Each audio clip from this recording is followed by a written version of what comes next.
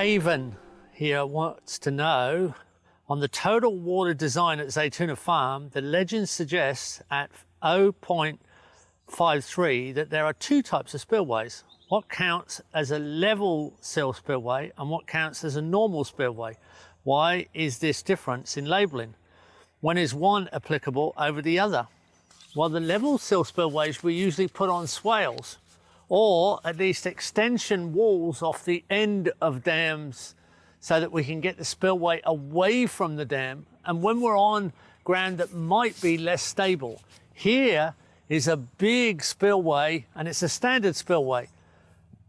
Cameraman stood on the dam wall, the side of the hill's behind me on the valley, and this big channel here is the spillway.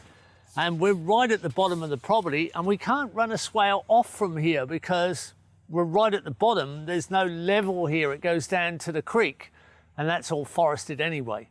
So there's no swale attachment on this one. We're on pretty solid ground here. It's not the type of ground that erodes.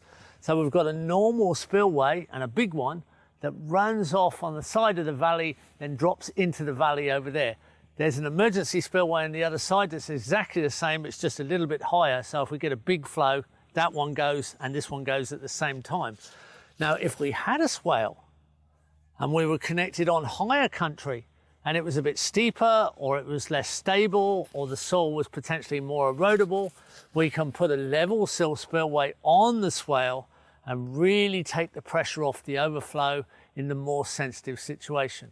So that's where we put our level sills. Also, they can go anywhere along the swale, so we can choose where we displace the water. When we're down the bottom here on a big dam like this, we're on solid ground, we're near the creek, we can't run a swale off.